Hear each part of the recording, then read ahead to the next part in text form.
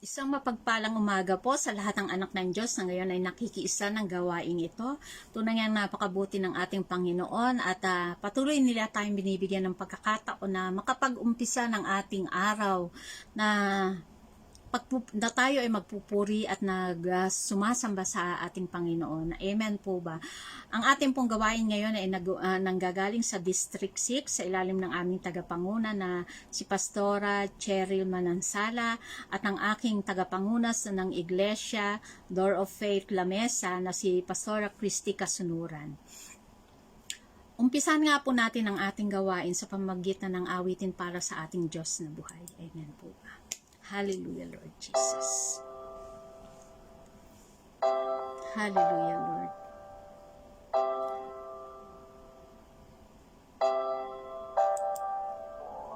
Come, Holy Spirit, I need you.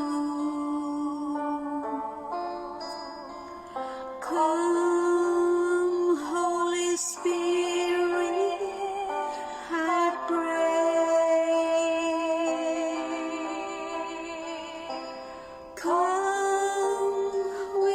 Strength and your power. Come in your own special way.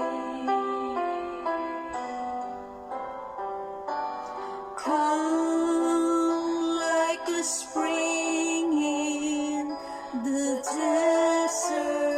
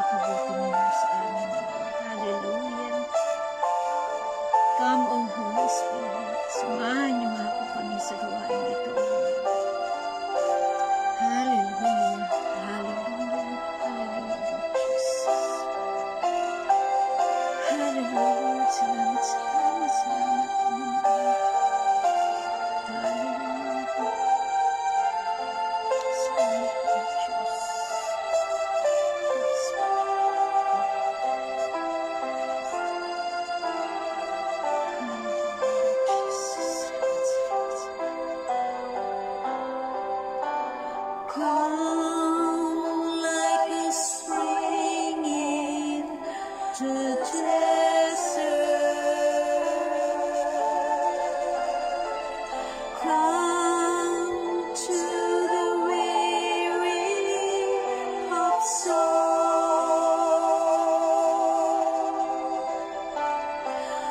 Oh, let your sweet healing power touch me and make me whole. Touch me and make me whole.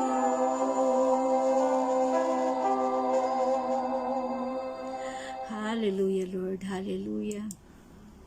Hallelujah, hallelujah, hallelujah, hallelujah, hallelujah. Napakabuti niyo, O Diyos. Napakabuti niyo sa bawat isa sa amin, O Lord. Maraming salamat, Panginoon, sa bawat pagkakataon na ibinibigay niyo sa amin upang kami, Panginoon, ay mag-aral ng inyong salita, O Panginoon. Maraming salamat sa lahat ng pagkakataon na patuloy nyo kaming binibigyan ng tulong, ng kalakasan upang maunawaan namin ang iyong mga mensahe, O Diyos. Salamat, O Diyos, sa kaalaman, sa wisdom, Panginoon, na aming natatanggap sa tuwing kami nag-aaral ng iyong salita, O Lord. Maraming salamat, Panginoon. Narito po ako ang inyong lingkod. Nagpapalinis po sa lahat ng aking mga kasalanan, O Lord. Sa lahat ng nakikita niyong kamalian sa aking buhay, sa aking isip, sa aking damdamin, O Panginoon. Pakalinisin niyo nga po ako, Panginoon. Patawarin niyo nga po ako sa lahat ng aking mga kasalanan na nagawa at hindi naging kalugod-lugod sa inyo, O Lord. Tulungan niyo nga po ako, Panginoon, na hindi pa na muling magkasala pa, O Panginoon. Kayo lamang, Panginoon, ang makakagawa nito. Kayo lamang ang makakatulong sa lingkod na ito na maging karapat-dapat, Panginoon. Pag hinapati ninyo, Panginoon, na ako ay maging daluyan ng iyong mensahe, na ako ay maghayag ng inyong salita, O Panginoon.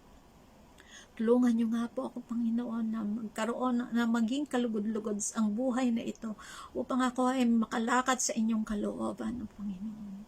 Tulungan niyo nga po kaming lahat, Panginoon, na wag nang muling magkasala pa. Tulungan niyo nga po kaming lahat, Panginoon, na maunawaan ang inyong mensahe ngayon. Buksan niyo nga po, Panginoon, ang aming spiritual na pandinig, spiritual na pakiramdam, spiritual na kaalaman, O Panginoon, upang aming malubos na maunawaan ang inyong mensahe sa oras na ito. Upang lubos naming, upang ito ay aming maisabuhay, upang ito ay mailagay namin sa aming mga puso. Wala na kaming iba, Panginoon, na inaasahan pa na tutulong sa amin sa kapanahonang ito, kundi kayo lamang, O Lord. At maraming salamat sa banal na Espiritu na patuloy niyong ibinibigay at patuloy na nagpapatnubay sa bawat isa sa amin, O Lord. Lalampasan namin ang lahat ng pagsubok, mga problema, lahat ng kaganapan na nangyayari sa bundong ito dahil sa inyong patnubay na aming nararamdaman sa araw-araw, O Lord. Kaya maraming salamat, Panginoon. Inaangkin ko na nga po ang katagumpayan ng gawaing ito. At muli ay binibigay ko sa inyo ang aking pinakamataas na papuri, pagsamba, parangal, pagdakila sa tanging pangalan ng inyong anak na si Jesus. Amen. Hallelujah. Hallelujah, hallelujah. Tunay napakabuti ng ating Panginoon. At hindi siya nagsasawa sa pagbibigay sa atin ng pagkakataon. Amen po ba? Tunay na ang pagbibigay sa atin ng panahon para mapag-aralan natin ang kanyang salita. At makapagbigay siya ng mensahe, pahayag para sa atin na magagamit nating kalakasan sa araw-araw ay isa na sa pinakamabuting nangyayari sa mga anak ng Diyos. Amen po ba? Hallelujah. Ang ating po pag-aaralan ay tungkol sa manggagaling sa aklat ng Efeso 1:14. Aklat ng Efeso 1:14, ang sabi po, ang Espiritu ang katiyakan na makakamit natin ng lubos ang lahat ng pangako ng Diyos sa atin. At sa gayon ay pupurihin ang kanyang kaluwalhatian. Amen po ba? Napakabuti ng ating Panginoon. Tunay nga na nung panahon ng ating Panginoong Jesus ay narito pa sa mundong ito. At kasama niya yung kanyang mga alagad. Hindi pa man dumarating ang ang panahon na siya ay ipagkanulo at panahon na siya ay ipako sa krus ng Kalbaryo ay inihahanda niya na ang kanyang mga alagad sa mga mangyayari. Nagbigay na siya ng mga tagubilin tungkol sa banal na espiritu, na ang banal na espiritu ay hindi makakaparito sa piling ng kanyang mga alagad kung hindi aalis ang ating Panginoong Hesus. Mga panahong yon, hindi pa masyadong naunawaan ng mga alagad ng Panginoong Hesus ang kanyang mga sinasabi. Amen po ba? At dahil doon ay ipinapanalangin ng ating Panginoong Hesus sa Diyos Ama ang kanyang mga alagad na nawa ang mga ito ay bigyan ng papatnubay sa kanila pag siya ay umalis na at bumalik na sa langit. Amen po ba? Ganun na lamang ang pag-ibig ng ating Panginoon sa kanyang mga tagasunod, sa kanyang mga alagad, na ninanais niya na maunawaan ng Diyos Ama sa langit kung gaano kahalaga sa kanya ang kanyang mga tao na ibinigay sa kanya, na ninanais niya itong makasama sa kanyang patutunguhan upang makita ng mga ito ang kaniyang kaluwalhatian. Amen po ba? At isa tayo na tumanggap sa Panginoong Hesus sa ating kapanahunan ngayon, ang mapalad na mapasama sa mga pinapatnubayan ng banal na espiritu na pinadala sa atin sa mundong ito sa pag-alis ng ating Panginoon. Amen po ba? Sabi nga sa aklat ng Ezekiel 36:27, bibigyan ko kayo ng aking espiritu upang makalakad kayo sa aking mga tuntunin at masunod ninyong mabuti ang aking mga utos. Amen po ba? So, ganun na lamang ang pagmamahal ng ating Panginoong Hesus, hindi lamang sa kanyang mga alagad at mga tagasunod, kundi sa mga tagasunod ng ating Panginoon ngayong kapanahunan natin. Amen po ba? Hindi nagbabago ang salita ng ating Panginoon noon, ngayon at magpakailanman. At ang sabi niya, bibigyan niya tayo ng kanyang espiritu. Ang banal na espiritu na iniwan sa atin ng Panginoong Hesus para maging patnubay natin sa ating buhay habang tayo ay narito sa mundong ito. Ang siyang nagpapaalala sa atin ng mga tuntunin at mga salita na nagmumula sa ating Panginoong Hesus. Amen po ba? Maraming itinuro ang Panginoong Hesus sa kanyang mga alagad na hanggang ngayon ay nararapat nating sundin. Amen po ba? At sa panahon na tayo ay nakakalimot, sa panahon na tayo ay nagiging abala sa mga nangyayari sa mundong ito, ang banal na espiritu ang siyang nagpapaalala sa atin na halimbawa tayo medyo nagiging abala, anak, di ba? Alalahanin mo ang iyong Panginoon. Amen po ba? Pag medyo tayo ay nanghihina, talagang andoon yung kanyang pagsama, na andoon yung kanyang paalala. Hindi nakakalimot at hindi tayo pinababayaan ng banal na espiritu sa araw-araw, lalo na kung tayo ay nag-uumpisa ng ating araw ng pagtawag sa kanya. Amen po ba? Ang isang magandang relasyon na ating dapat nabuuin sa buhay na ito ay magkaroon tayo ng magandang relasyon sa banal na espiritu, dahil siya ang magiging patnubay natin sa araw-araw. Kaya nga ng panahon na ang mga alagad ay ng panahon na ang Panginoong Hesus ay bumalik na sa langit at ang mga alagad ay na nakaharap sa mga pagsubok, sa mga persecution ng mga kalaban ng pananampalataya ng mga tao na hindi naniniwala at hindi tumanggap sa Panginoong Hesus. Sino ba ang kanilang nakasama? Amen po ba? Di ba ang banal na espiritu? At dahil sa banal na espiritu, ang mga bagay na hindi nila maunawaan na sinasabi noon ng Panginoong Hesus ay nagkaroon sila ng pangunawa at kaliwanagan sa lahat ng bagay na tinuturo sa kanila. Kung nung mga unang panahon ay ang mga alagad ay mayroong pang takot, lalo na nung panahon na ang Panginoong Hesus ay wala na, ang banal na espiritu ang nagbigay sa kanila ng kalakasan. Ang banal na espiritu ang nagbigay sa kanila ng katapangan. Ang banal na espiritu ang pumatnubay sa kanila sa lahat ng pagkakataon. Amen po ba? Lahat ng mga alagad ng Diyos ng Panginoong Jesus, hindi man sila magkakasama-sama dahil nga nasa persecution sila noon. Hinahanap sila ng mga nagnanais na pumatay sa kanila. Sila ay nagkahiwa-hiwalay, pero hindi ibig sabihin nun ay natalo na sila, o hindi ibig sabihin nun ay hindi na nila magawa ang kanilang mga katungkulan bilang alagad ng Panginoong Jesus. Amen po ba? Lalo nang maganda ang nangyari nang sila ay nagkahiwa-hiwalay dahil lumawak ang lugar ng kanilang paghahayagan ng salita ng Diyos. Amen po ba? At dahil sa katapangan na ibinigay sa kanila ng banal na Espiritu, hindi naging problema o hindi suliranin na sila ay hindi magkakasama. Hiwa-hiwalay man sila, ngunit ang kanilang mga espiritu ay iisa, dahil iisa lamang ang nasa kanilang puso, iisa lamang ang espiritu na kumikilos sa kanila, at ito ay ang banal na Espiritu. Amen po ba? Kaya't ganoon na lamang ang kanilang nagawa. Lumawak ang kanilang pinaghahayagan ng salita, dumami ang mga tao na lalo nang naniwala dahil sa kanilang mga patotoo. Amen po ba? At ito ay dahil sa pagkilos ng banal na Espiritu sa kanilang mga buhay.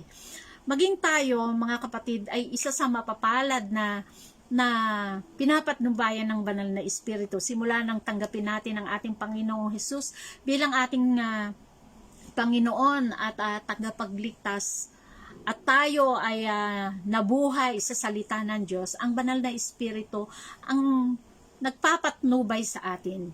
Alam ko na bawat isa sa atin ay nakaranas na kung paano kumilos ang banal na Espiritu. Amen po ba? Kahit yung ating pang araw-araw na buhay, dahil may mga pagkakataon nga po na minsan tayo ay nakakalimot at nagiging abala tayo sa mga nangyayari sa mundong ito. Ang banal na Espiritu ang nagpapaalala sa atin ng mga salita at mga aral ng Panginoong Jesus. Amen po ba?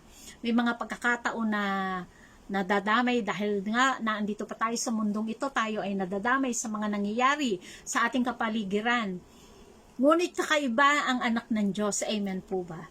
Dahil sa pagkilos ng banal na Espiritu sa ating mga buhay, hindi ganon katindi, hindi ganon katindi yung nararamdaman nating takot. Dahil ang patnubay ng banal na Espiritu ay naandito sa ating puso. Siya nagsasabi sa atin siya nagbibigay sa atin ng kapanatagan, siya nagbibigay sa atin ng kapayapaan. Nagkakaguluman ang ating kapaligiran sa mga kung ano-anong balita, lalo na sa mga variant na sinasabi nila. Ang anak ng Diyos na pinapatnubayan ng banal na Espiritu ay may kapayapaan at may kapanatagan. Amen po ba? Alam kong nararamdaman ng bawat isa yan sa atin na naandun yung ating handa ang ating sarili, handa ang ating puso, handa ang ating isipan sa kung ano yung mangyayari. Amen po ba? Alam natin na hindi tayo exempted sa pwedeng mangyari sa mundong ito. Ngunit yung ating espiritu, nakaisa ng banal na Espiritu, ang siyang nakakapagbigay sa atin ng kaibahan sa mga tao sa ating kapaligiran, sa tao sa sanlibutan. Amen po ba? Dahil sabi nga sa aklat ng Ezekiel 36:27, bibigyan ko kayo ng aking espiritu upang makalakad kayo sa aking mga tuntunin at masunod ninyong mabuti ang aking mga utos. Amen po ba? Yun ang talagang iniwan sa atin ng banal ng Panginoong Jesus nang siya ay na bumalik sa langit. Iniwan niya yung espiritu niya. Amen po ba? Kaya ganoon na lamang yung ating kapanatagan na nararamdaman sa kabila ng kaguluhan ng mundong ito. Hindi tayo nag-iisa sa paglalakbay natin sa mundong ito. Amen po ba? Ganon ang pag-ibig na ibinigay sa atin ng Diyos na ipinakita niya sa atin. Ibinigay ng Diyos Ama ang kanyang anak para tayo ay maligtas. Ibinigay ng Diyos Anak ang kanyang buhay para tayo ay matubos sa ating mga kasalanan. Amen po ba? At ibinigay naman sa atin ang banal na Espiritu para maging patnubay natin habang tayo ay nabubuhay pa. Amen po ba? Wala na tayong dapat na hilingin pa sa ating Panginoong Diyos. Dahil ibinigay na niya ang lahat-lahat sa atin Sino ba ang makakapagbigay ng isang anak sa mga tao na hindi karapat-dapat? Wala nang makakagawa noon. Amen po ba? Sino ba ang mamamatay para sa mga tao na makasalanan, na hindi naman nagpapakita ng kahit anong hindi nagpapakita man lang ng kagandahan o kaayusan sa kanilang pamumuhay? Amen po ba? Mga tao na namumuhay sa kasalanan, sino ba ang magbibigay ng sariling buhay para sa ganyang mga tao? Amen po ba? Wala nang ibang makakagawa nito kung hindi ang ating Diyos Ama at ang Diyos Anak. Amen po ba? At ang pinaka-importante sa lahat, iniwan niya, binigyan tayo ng papatnubay sa atin sa lahat ng oras, sa lahat ng sandali. Kung tayo man ay nagkakaroon ng kaabalahan, na nalilimutan natin na tayo ay merong Diyos na naandyan, merong Diyos na dapat nating lapitan, dahil nga sa kaguluhan sa mundong ito, napupuno ng takot ang ating puso, ang ating kaisipan. Nagkakaroon tayo ng anxieties, ng worries, dahil nga sa mga nangyayari, dahil sa hindi mo alam kung ano yung mangyayari sa mga susunod pang mga araw. Amen po ba? Lalo tigit sa ating mga mahal sa buhay, sa ating pamilya. Amen po ba? Ngunit ang banal na Espiritu ang nagpapaalala sa atin ng pangako ng Diyos sa atin. Ano ba ang pangako ng Diyos sa atin? Hindi tayo pababayaan at kailanman ay hindi tayo mag-iisa. Amen po ba? Dahil naandyan nga po ang banal na Espiritu, hindi tayo pababayaan ng ating Panginoon hanggat tayo ay humahawak sa kanyang salita, hanggat pinanghawakan natin ang kanyang pangako, at hanggang tayo ay sumusunod at nakikinig sa banal na Espiritu. Dahil nga po, ano nga po ang sabi, ang banal na Espiritu ang katibayan na tayo ay nasa kamay ng Diyos. Amen po ba? Kaya't ang pagsunod sa banal na Espiritu ay dapat nating isa puso, dapat nating isa buhay. Dahil wala nang ibang makakapagligtas sa atin kundi ang pagsunod sa banal na Espiritu at ang pakikinig sa Kanya sa lahat ng ating hakbang, sa lahat ng gagawin natin sa ating buhay. Amen po ba? At tunay nga na hindi naman sabi nga sa aklat ng Efeso 4:30, sabi doon, huwag nating saktan ang kalooban ng Espiritu Santo sapagkat siya ang tatak ng Diyos sa atin, ang katibayan na tayo'y tutubusin pagdating ng takdang panahon. Amen po ba? Sino ba ang maglilipad sa atin sa alapaap pagdating ng rapture, sa pagbabalik ng ating Panginoong Hesus? Sino ba ang tutulong sa atin para tayo ay hindi na muling magkasala? Amen po ba? Walang iba kundi ang banal na Espiritu. At ito ay napakagandang paalala sa atin sa oras na ito. Wala tayong dapat alalahanin. Ano man ang nangyayari sa kapaligiran,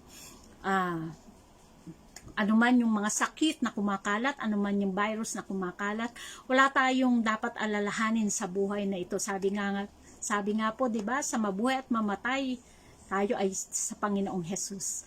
Walang walang hindi magandang mangyayari sa atin, mamatay man tayo o mabuhay. Amen po ba? At ang pinaka garansya o ang katibayan na tayo ay hawak ng Panginoon, na tayo ay kaisa ng banal na Espiritu, ay yung ating relasyon sa banal na Espiritu.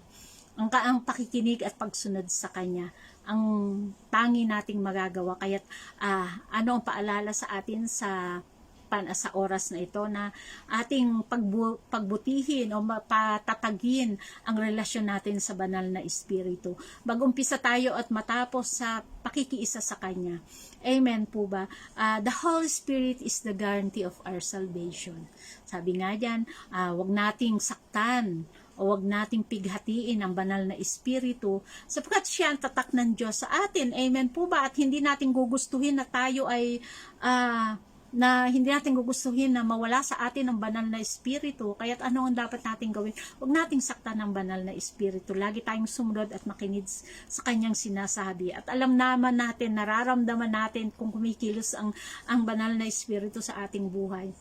Na andun yung nagpapaalala. Talagang kahit po ako naranasan ko yan, na may mga pagkakataon di po ba na lalo na pag medyo umiidad na, nung panahon na tayo ay nasa church pa, sumasamba, nagpupuri.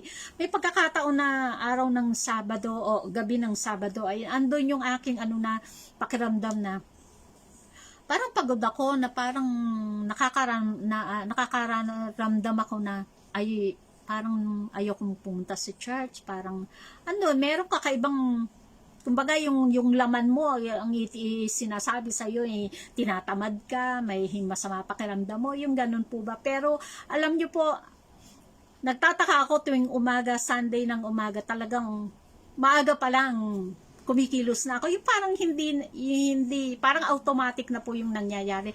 Maaga pa lang, kahit pa nung gabi ay iniisip ko na parang ayokong magpunta sa church, parang ayoko na magbihis, kumilos ng maaga, bumangon ng maaga. Pero ang aga-aga kong nagigising, talaga pong automatic po yun na gumigising ako ng madaling araw, at pagkatapos yung ginagawa ko yung paghahanda,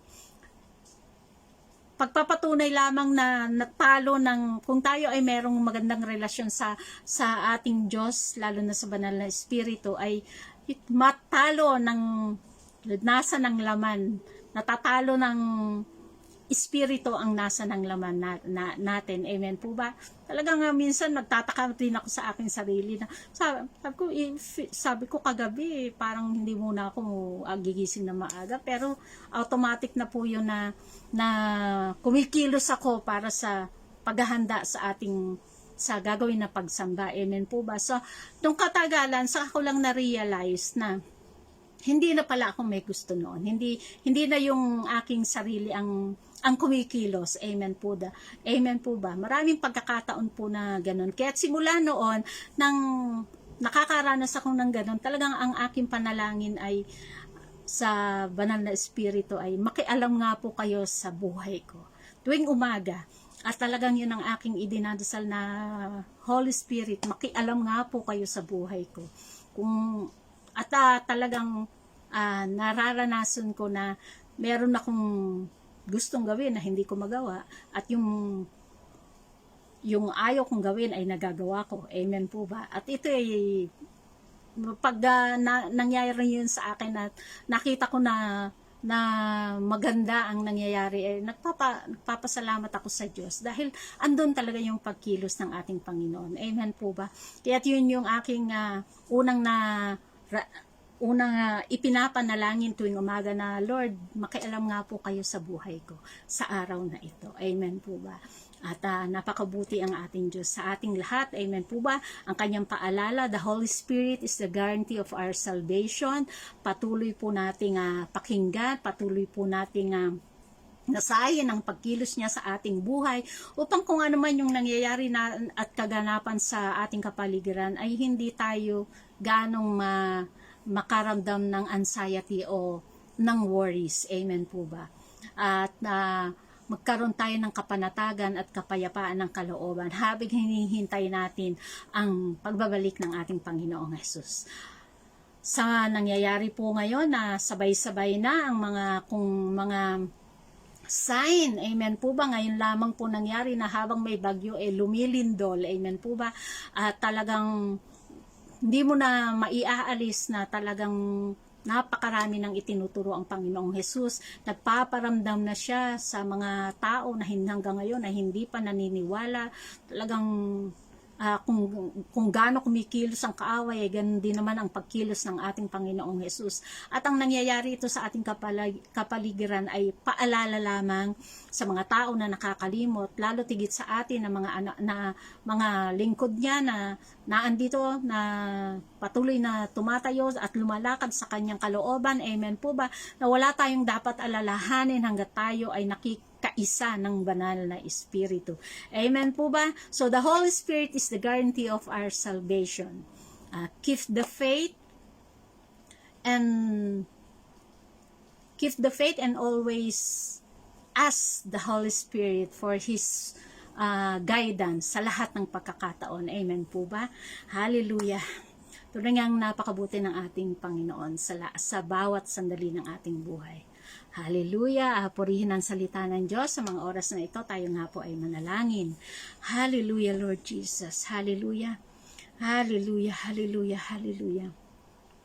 Hallelujah. Salamat, salamat, salamat, Panginoon, sa lahat ng mga pahayag mo, O Panginoon, ang pagpalakas nyo ng kalooban ng bawat isa sa amin, O Panginoon. Ang pagpapakita nyo, Panginoon, ng pagmamahal noon, ngayon, at magpakailanman. Wala kaming dapat na itaas kundi kayo lamang. Sa mga nangyayari sa mundong ito, O Diyos, wala kaming pinangahawakan kundi ang iyong salita, ang iyong pangako na hindi nyo kami pababayaan. At hayaan nyo nga po, Panginoon, hanggang sa muling pagbabalik nyo sa mundong ito, O Lord, ay kami ay nananatili sa inyong kalooban, O Lord. Tulungan nyo kami, Panginoon. Tulungan nyo kami na manatili na nananampalataya sa inyo. Tulungan nyo kami na mawala ang takot. Tulungan nyo kami, Panginoon, na magkaroon ng kapanatagan at kapayapaan sa aming mga puso, sa aming isipan. Habang ang mundong ito, ang sanlibutang ito ay nagkakagulo sa nangyayari. Amen po ba?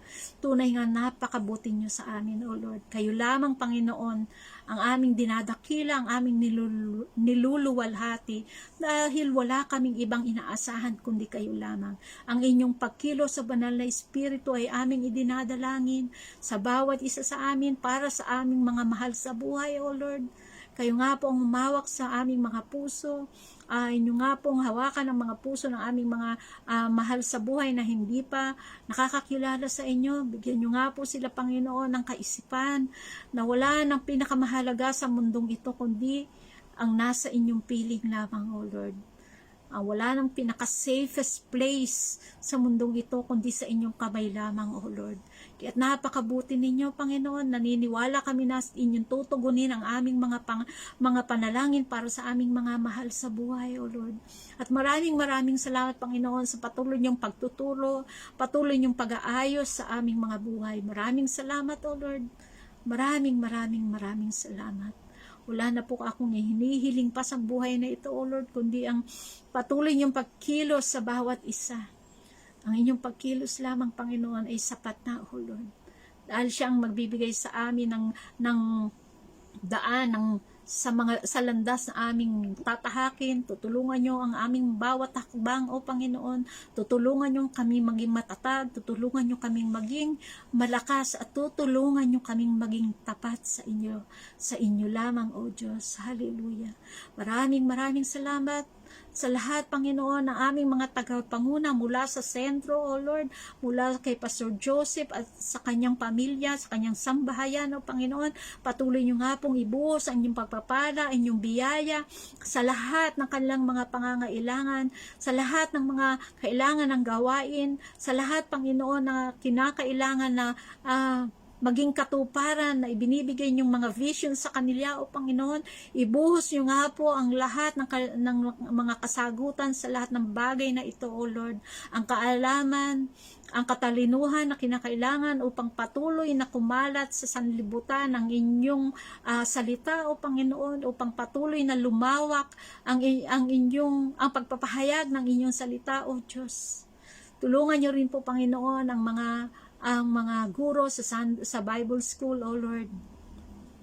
Ang kalakasan, ang kaalaman, katalinuhan na kinakailangan nila upang sila ay makapagturo sa lahat ng lingkod mo, O Diyos. Lahat ng kinakailangan nila, physically, financially, emotionally, spiritually, O Lord. Ibahagi nyo nga po ito sa kanila, O Panginoon. I-boost ninyo, O Lord. Maraming salamat din, Panginoon, sa aming mga tagapanguna sa distrito, mula sa distrito 1 hanggang 9, lalo tigit sa aming tagapanguna sa District 6, Panginoon. Alam niyo yung kanilang mga pangangailangan para sa pagtataguyod ng iyong gawain, O Lord.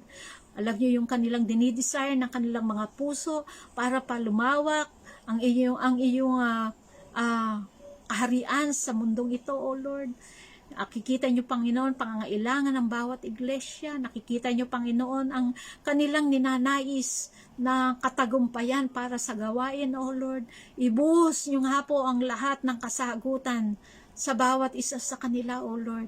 Kalakasan, proteksyon, O Panginoon, sa lahat ng mga sakit na kumakalat, kagalingan sa mga nakakaranas ng karamdaman, O Diyos, kapayapaan sa nakakaranas ng kaguluhan, ng isip, O Panginoon. Git sa lahat, Panginoon, ay ang iyong pagkilos sa Door of Faith Lamesa, O Diyos, sa aming tagapanguna.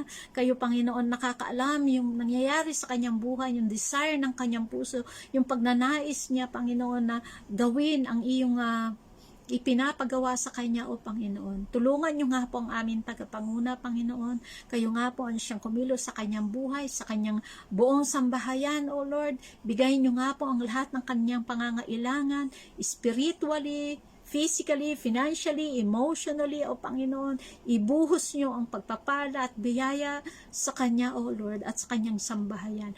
Maging sa lahat ng mga kamanggagawa sa Door of Faith Lamesa, mula sa pinakamatanda hanggang sa pinakabata, O Panginoon, ang proteksyon, Panginoon, na kailangan nila habang sila ay narito pa at naghihintay ng iyong pagbabalik, O Diyos. Lahat ng kanilang pangangailangan, O Panginoon.